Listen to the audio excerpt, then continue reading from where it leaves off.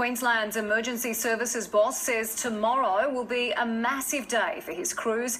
SES volunteers will be out in force to clean up the city, but they expect to complete the bulk of the recovery operation over the weekend, especially in south side suburbs which copped the storm's full fury. Sarah Greenolch has been inspecting the damage south of the river. Archerfield Airport was the epicentre of the supercell. What unveiled here yesterday was absolute carnage. More than half a dozen aircraft written off after being tossed around like paper planes during this. Oh my goodness, we are getting very severe winds through here now. Very, very severe. Wind gusts reached 140 kilometres per hour, a terrifying experience for this care flight crew, forced to shelter inside their chopper. We're inspecting the main rotor blades right now to see what the damage is like on that, but throughout the machine there's quite a lot of damage.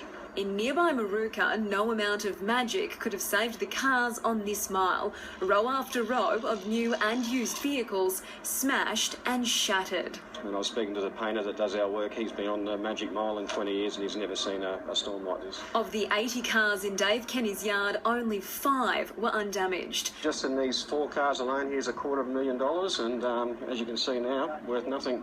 How does it make you feel? I want to cry. 5 years hard work in this particular yard and there's a lot of money and a lot of work to get that money back again. The heartache continued at West End. Russell Stevens won't be sleeping in this bed ever again. The roof's been peeled off like a sardine can. Water's just cascading through the ceiling and the house isn't livable, so I've got to move out. It was the same scenario at Wollongabba. When I walked out on the front veranda and saw a roof on the street, then I looked at it and that looks familiar. Suburb after suburb saw chaos and destruction. Every neighbour with a story about the storm that packed an almighty punch. From trees through roofs in Corinda to muddy ovens in Annerley, and then of course the countless broken windows. Few were spared. I know my neighbour's bed has been just torn up with the glass. This is the most significant storm event to hit Brisbane in several decades. At the height of the storm, more than 90,000 homes and businesses lost power. The task of cleaning the swamp-like Yeronga pool made impossible without it. If we don't get power today, we can't really do too much.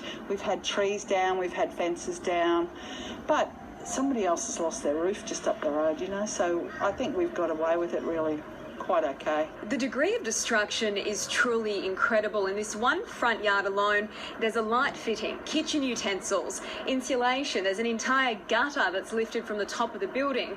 There's a beam, as you can see, stuck in this tree, and the people that actually live in this unit block have been told it will likely be condemned and they'll be forced to find a new home.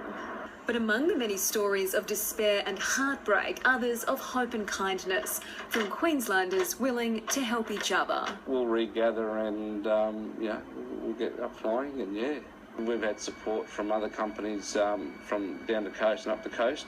Sarah Greenolch, 10 Eyewitness News.